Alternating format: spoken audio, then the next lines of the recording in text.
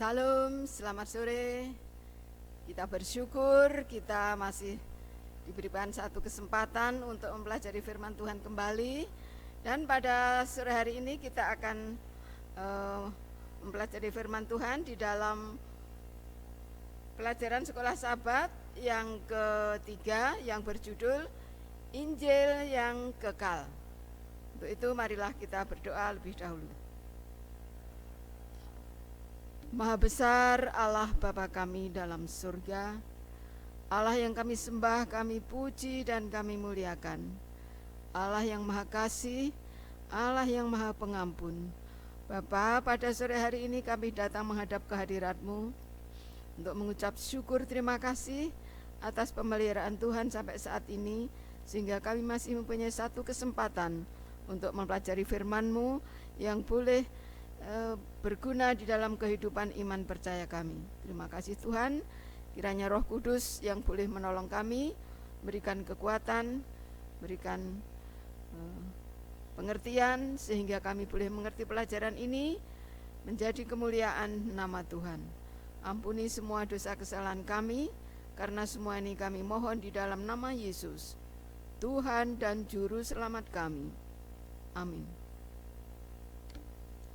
Sekali lagi pelajaran kita berjudul Injil yang Kekal. Di dalam pelajaran pekan ini kita akan menyelidiki tentang Wahyu 14 ayat 6 sampai 12. Tetapi akan melakukannya melalui mata kasih karunia Tuhan. Sementara kita mendengar Allah berbicara kepada hati kita melalui kasih karunia-Nya. Kitab pengharapan yang dipenuhi dengan kasih karunia. Kitab Wahyu adalah tentang Yesus. Itu adalah pekabarannya kepada umat-Nya, khusus pada jemaat akhir zaman. Di dalam Kristus kita dibebaskan dari kuasa dosa dan penghukuman. Injil adalah keselamatan melalui iman kepada Kristus. Janji kehidupan kekal bukan oleh apa yang kita buat, melainkan oleh pengorbanan Kristus di salib. Maka kabar baik itu disampaikan pada awal pekabaran 3 malaikat oleh malaikat yang pertama. Injil kekal. Injil kekal telah diberitahukan kepada permulaan zaman, karena Allah tahu apa yang akan terjadi pada saat umat-umat Tuhan sepanjang zaman. Ada 4 hal dalam Injil kekal, yaitu yang pertama, kita dibenarkan dengan cuma-cuma oleh kasih karunia. Yang kedua, kasih karunia adalah pernyataan kebenaran Allah. Dan yang ketiga, kasih karunia membenarkan mereka yang dengan iman menerima Yesus. Dan yang keempat, kasih karunia diberikan ketika kita masih di dalam dosa. Kisah kasih karunia.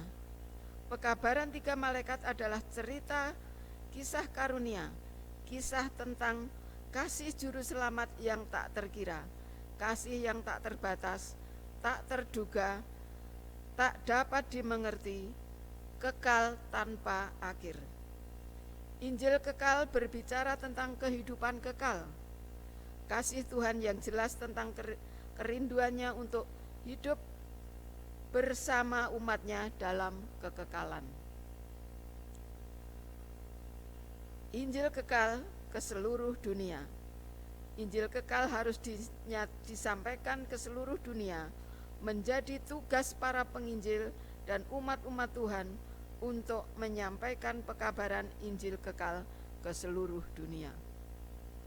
Satu pergerakan misi bahwa sepanjang sejarah kita, orang-orang yang cerdas dan terbaik telah melakukan perjalanan ke ujung-ujung bumi untuk menyampaikan pekabaran Allah di akhir zaman.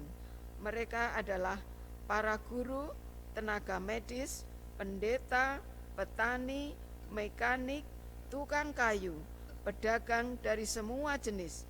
Kebanyakan mereka adalah pekerja denominasi, tetapi juga banyak orang awam yang percaya bahwa Yesus akan segera datang yang kedua kali. Inilah satu pelajaran yang telah kita ringkaskan beberapa hari yang lalu, di mana kita telah mempelajarinya sedetail mungkin, sehingga pada saat ini kita hanya menyampaikan pokok-pokok di dalam pelajaran kita.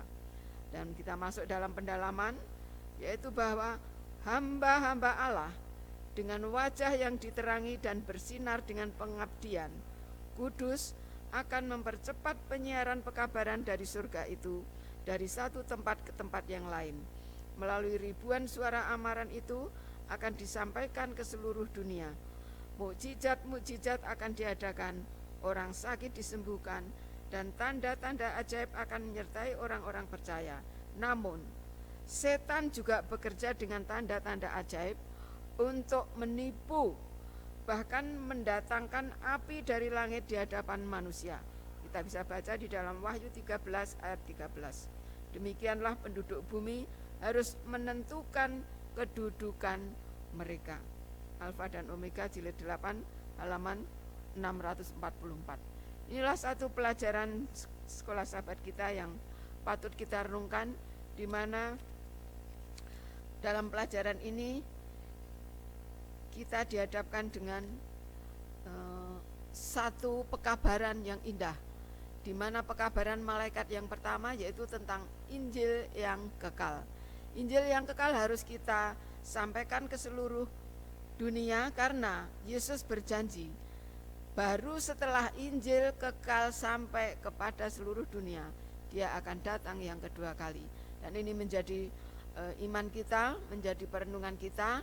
Biarlah kita tetap pegang teguh pada janji Tuhan bahwa apapun yang terjadi, kapan dan bagaimanapun yang terjadi, Tuhan pasti akan datang yang kedua kali untuk membawa umatnya kepada hidup yang kekal bersama Dia di dalam kerajaan surga yang kekal. Kiranya Tuhan memberkati kita semua. Amin.